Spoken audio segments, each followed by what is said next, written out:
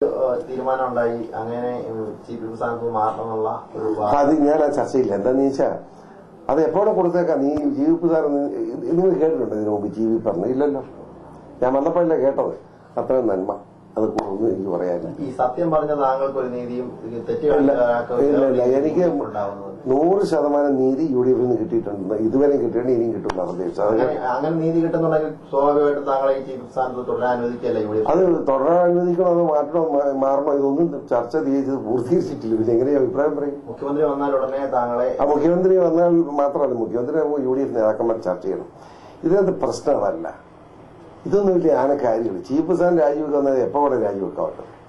ഇത് എന്റെ ഒരു അഭിപ്രായത്തിൽ ഇപ്പോൾ ഇതൊന്നും ചർച്ച ചെയ്യുന്ന മര്യാദയില്ല. കാരണം എന്താണെന്ന് വെച്ചാൽ ഇത് വലിയ നോമ്പ് കാലമാണ്. ക്രിസ്ത്യാനിയാണ്.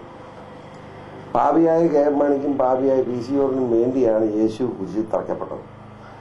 സ്വയം ജീവൻ ബലി കൊടുത്തുകൊണ്ട് പാപം പാപിയായ മാണിയെയും പാപിയായ PC ജോർജിനെയും രക്ഷിക്കാൻ വേണ്ടിയാണ്. മനസ്സിലായി?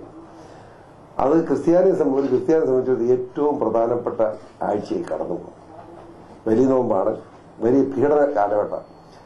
മനസാക്ഷി നീതിബോധമുള്ള ക്രിസ്ത്യാനി ചെയ്യേണ്ടത് ആ ഓർമ്മ, ഈ വലിയ നോമ്പിന്റെ ഓർമ്മ മനസ്സിൽ വെച്ചുകൊണ്ട് ഇപ്പോൾ പീഡാനുഭവ കാലം എന്ന് പറയും ക്രിസ്ത്യാനി. നമ്മുടെ ഏതെങ്കിലും കുരിശുമലയോ വെല്ലിച്ചമലയോ ഒക്കെ കയറി 14 സ്ഥലത്ത് കുമ്പിട്ട് പ്രാർത്ഥിക്കേണ്ട സമയം. അതിനിടയ്ക്ക് ഈ കുശുമ്പും കുന്നായ്മയായിട്ട് നടക്കുന്ന മര്യാദയല്ല. അതുകൊണ്ട് KM മാണിയുടെ ആ കുശുമ്പിന്റെ ഒന്ന് മറുപടി പറയാൻ ഞാൻ ഉദ്ദേശിക്കുന്നില്ല. പാർലമെന്ററി പാർട്ടി യോഗത്തിൽ ഏകണ്ഠമായി തീരുമാനമെടുത്തതാണ് ഇന്നലെ ഞാൻ ഒറ്റ ചോദിച്ചിട്ട് ഒറ്റ വാക്കിത് ഏകകണ്ഠം എന്ന് പറഞ്ഞാൽ ഞാനും പാർലമെന്ററി പള്ളിയെ അറിയിക്കട്ടെ.